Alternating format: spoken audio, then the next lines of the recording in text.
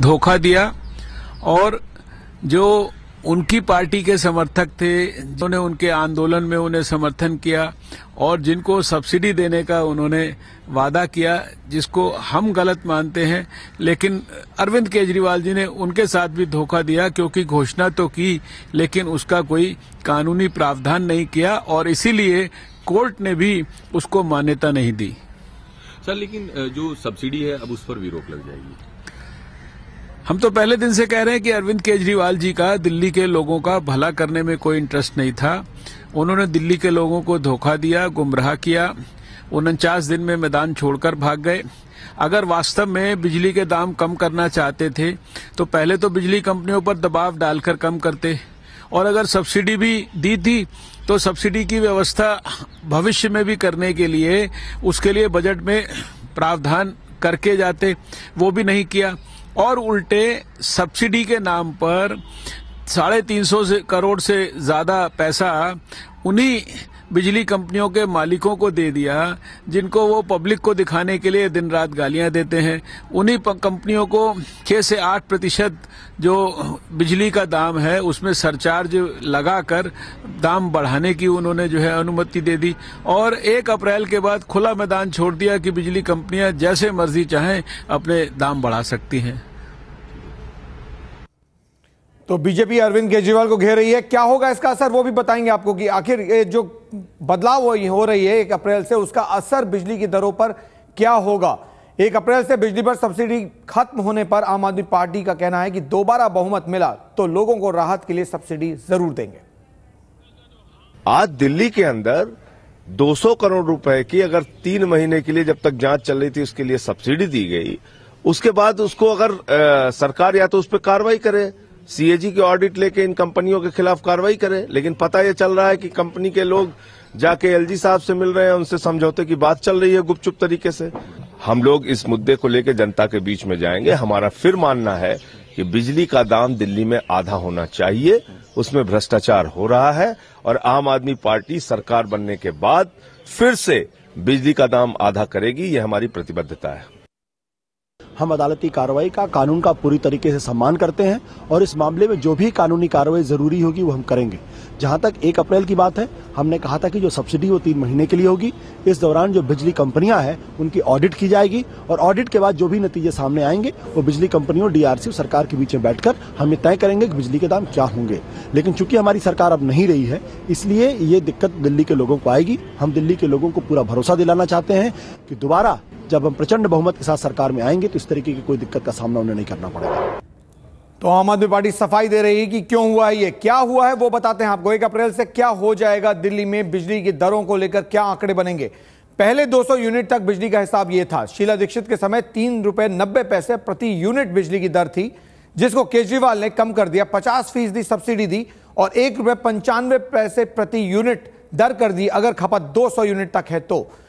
Subsidy हटने के बाद अब तकरीबन 7 रुपए प्रति यूनिट हो जाएगी अगर आपकी खपत 200 यूनिट तक है, यानी 6 रुपए 80 पैसे के आसपास ये बिजली की दर हो जाएगी प्रति यूनिट। शीला दीक्षित के समय 5 रुपए 80 पैसे प्रति यूनिट दर थी अगर 200 से 400 यूनिट तक आप खपत करते थे तो।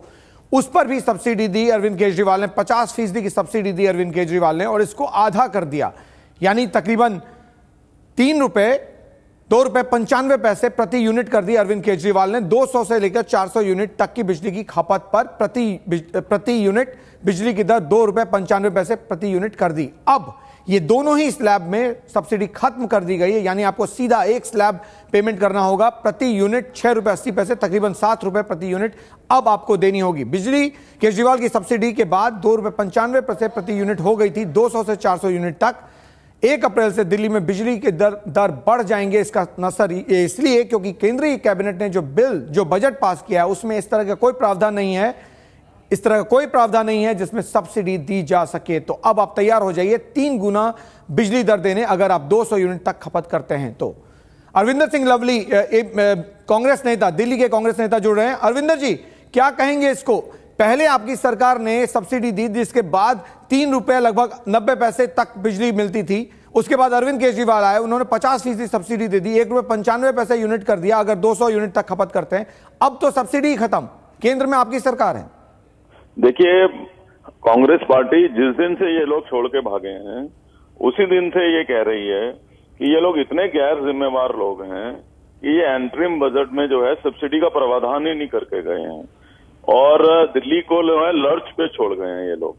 और इतनी गैर जिम्मेवारी ना रवैया आज तक देश में किसी सरकार का जो है हमने नहीं देखा है। तो हाउस में भी इसीलिए मैं बार बार कह रहा था कि आप लोगों के लिए बजट का इंतजाम कर दीजिए।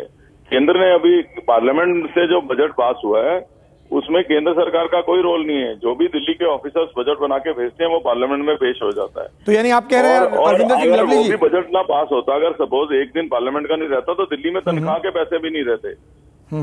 इन्होंने जो है दिल्ली के लोगों से धोखा किया है। और अब ये सीएजी रिपोर्ट की बात करते हैं, सीएजी हो रही है बहुत अच्छी बात है, पर सीएजी तो खत्म होगी 1 साल में, तो 1 साल तक क्या दिल्ली के लोग लटके रहेंगे? तो अरविंदर सिंह लवली जी, एक सवाल उठता है ये कि आखिर इसके लिए जिम्मेदार कौन है, एक, और दूसरी बात, अब कोई रास्ता बचता है क्या? देखिए सवाल एक ही उठता है कि कौन छोड़ के भागा, किसकी जिम्मेवारी थी कि वो बजट बनाए। अगर हम सरकार में रहते तो हम अगर मान लीजिए जा भी रहे हैं छोड़ के, तो इसका मतलब ये थोड़ा ना कि हम दिल्ली के 1.5 करोड़ लोगों को जो है उनको राहत दिए बिना भाग जाएं।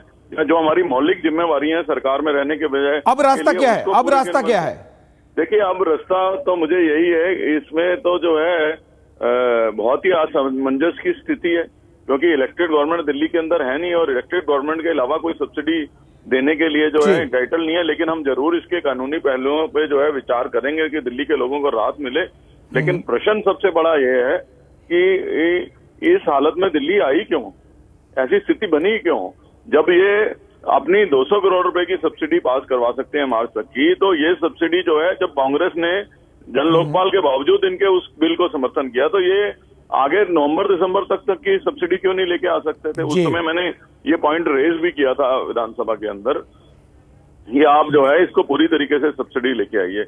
और इन्हीं सब बातों को लेके जो है कल प्रदेश कांग्रेस कमेटी जो है वो कनॉट प्लेस से जो है इनको एक्सपोज करने की भी बात कर रही है और दिल्ली के लोगों को राहत बनने के लिए कोई रास्ता निकले, इसके ऊपर भी जो है हम लोग काम कर रहे हैं। चलिए बहुत बहुत शुक्रिया आपका अरविंदर सिंह लवली जी, कांग्रेस के अध्यक्ष दिल्ली में। लेकिन हकीकत यह है कि ना कांग्रेस के पास कोई सुझाव है, ना आम आदमी पार्टी के पास, और ना ही बीजेपी के पास। यानी आपको 1 अप्रैल से तैयार होना होगा बिजली की दरें और ज्यादा देने के लिए। सब्सिडी खत्म कर दी गई है, तो जो लोग 200 यूनिट तक करते थे उन्हें 3 गुना ज्यादा बिजली बिल देना पड़ सकता है 1 अप्रैल से, क्योंकि रास्ते कोई भी नहीं है।